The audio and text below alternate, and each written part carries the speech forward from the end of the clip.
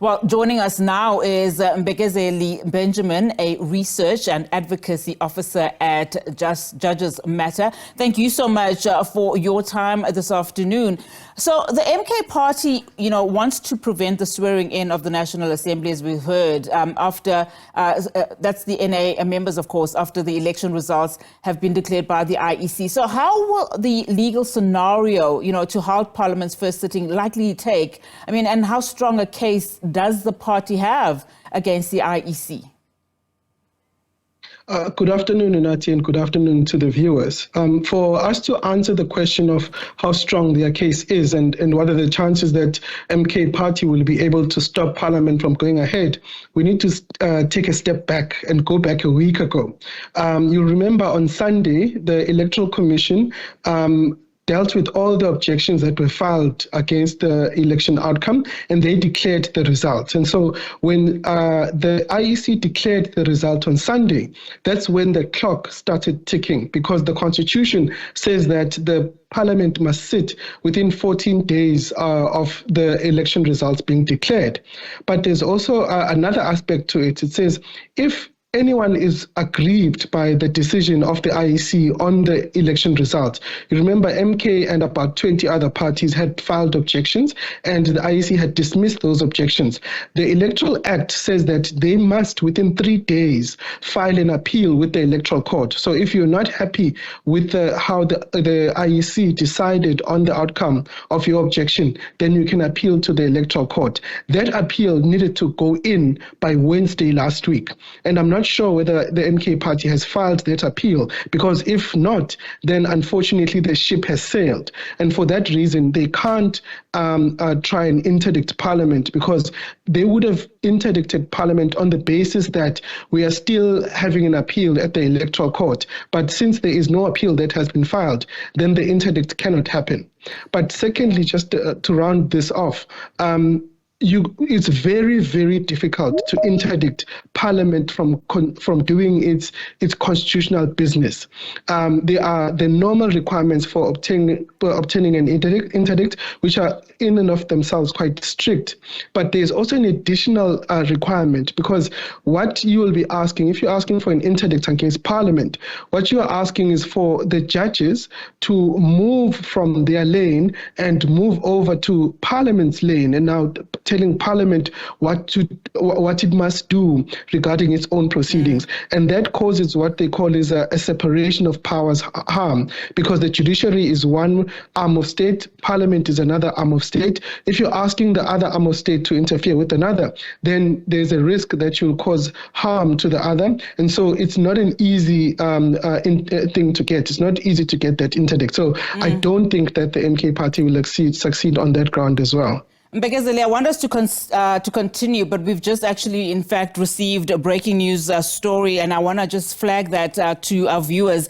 Parliament has cancelled all flights and accommodation arrangements for members of the MK party to attend the first sitting. I would imagine it is in light of this. In fact, the spokesperson, Moloto Motapo, says the decision was taken to save costs after the MK party informed the institution that they will not attend the first sitting. Of course, you will recall that the MK party has 58 members. I would imagine that Parliament had no choice but, to actually enforce this particular direction, given that every single member on that list, has a hotel as well as transportation costs that have been paid by Parliament. But that is the breaking news story, and of course we'll continue to explore what that then means for the MK party. Will they continue to say that they will not, attend that sitting and continue then to halt proceedings in the National Assembly?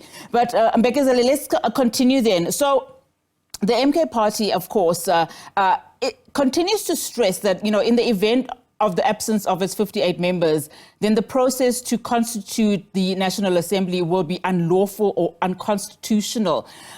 This is not the case if you listen to various constitutional experts and even Parliament. Perhaps here, the reason could be the various interpretations we're hearing in as far as Section 46 of the Constitution, relates to. But can you perhaps maybe just explain how that works, given that, for the particular matter, you need at least 134 members to reach a quorum. In other words, for passing bills and so forth, you don't actually need the MK party members to be there because they would need at least a third. Yes, Unati, let's start with composition. And then we'll deal with quorum later, because composition of Parliament of the National Assembly and the quorum of the National Assembly are two different things. Let's start with composition, and this is where Section 46 of the Constitution comes into play. Section 46(1) says that Parliament is comprised of between 300 and 400 members of the National Assembly. And then Section 46(2) continues and says, Parliament must pass an act that regulates how the composition is determined. That act that was required by Section 46(2) was passed in 1998, and that act is called the Electoral Act. And what the Electoral Act says in Schedule 1, it says, the composition of the National Assembly is determined using a formula which is for every 100,000 South Africans, there needs to be one member of Parliament. So that means as soon as the population of South Africa went past 40 million, then that means our members of Parliament could only be 400. You can't go beyond 400. So from that point onwards, up to today, the members of the National Assembly are 400. So the National Assembly is made up of 400 members. Now, the MK can't say that because our members decide not to come on a particular day, then it affects that 400. It doesn't. As soon as the results were declared on Sunday last week, that means all of those 58 members of the MK party are members of the National Assembly. That is beyond dispute. And then the second aspect you asked was on quorum. Section 53 of the Constitution says that the quorum of the National Assembly, for it to pass laws, to pass bills, it must be 50% plus one. So that means you need 201 members. But for any other business, including the election of the Speaker, election of the President, whether you're noting condolences or congratulations, you need a third of the members of the National Assembly, and a third is about 134 members. So the bottom line is whether the members of MK attend on a particular day or they don't attend, the members of the National Assembly who do attend will be enough for the National Assembly to continue with its business. And so that is where it ends. There is no other interpretation beyond that. And in the statement that Parliament released a few minutes ago, which you just read, they reiterate that Section 46 says that the members of the National Assembly are 400 and Parliament will go ahead with the first sitting. And just given, that the courts have not set aside the results of the election, and as you've just rightfully said, the MK party then had 5 days in which, it's missed its deadline essentially, in which, to raise its concerns, so that at least leaves us with no other conclusion but the fact that Parliament must then ensure, that the sitting takes place as directed.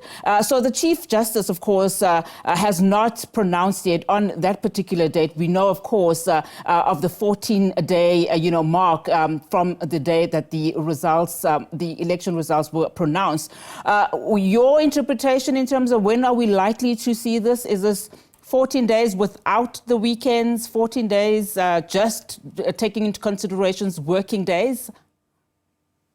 Yeah, I was actually trying to work it out myself, but when I read the Interpretation Act and the Public Holidays Act, it means that the 14 days end on the 18th of June. So we are likely to see the sitting of Parliament on the 18th of June, and that's where the President and the Speaker will be elected. And again, just to explain the role of the Chief Justice, the role of the Chief Justice is limited.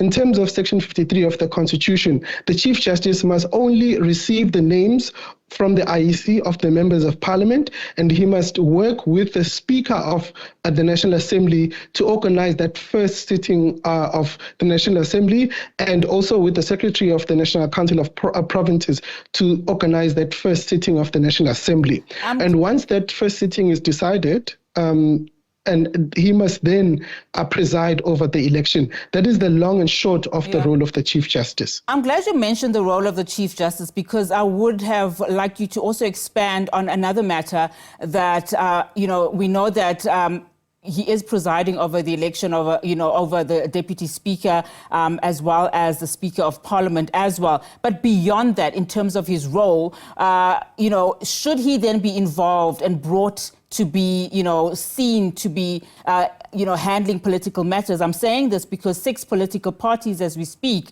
have asked to meet with the Chief Justice over the proposed government of national unity. And of course, the parties include the UDM, BOSA, ACDP, ATM, PAC, and UAT. Just your view as we wrap up our conversation in terms of the role of the Chief Justice in this sense, or should they rather propose somebody else, an independent, or maybe perhaps even a former, Chief Justice to be involved in this particular matter? Well, look, the request is for the political parties to get a facilitator. And there are thousands of facilitators in South Africa. All of them are skilled, all of them are respected. There is no law that allows a judge, any judge, whether they're retired or they're not retired, whether it is the Chief Justice, the Judge President, or any other judge, there is no law that authorizes them to facilitate the kind of political discussion that the 6 political parties are asking for, because there is no legal basis for the Chief Justice for him to facilitate that discussion. Like I said, the Constitution only says that he must work with the Speaker of the Secretary to the National Assembly and to the National Council of Provinces in order for them to organize the first sitting and to organize the election of the Speaker, the President, and the Chairperson of the NCOP. Beyond that, the Chief Justice has no role, and whatever that the Chief Justice does has to be authorized by law, and there is no law that I could find that authorizes them to do that. But there's also a risk. If the Chief Justice does become involved in this kind of political negotiation or facilitation, then the code of conduct for judges is very clear at Article 12, subsection 1B. It says that no judge may be involved unless it is necessary for the discharge of their judicial functions. They may not be involved in any political activity or any political controversy. And if the judge were to be involved, then they would violate the code of conduct, and that may attract a possible impeachment or any other disciplinary action against the judge. As they say, Mbekezeli, we are really, traversing through uncharted territory here. But thank you so much, just for putting some analysis in terms of all of the developments that are happening in as far as this is concerned.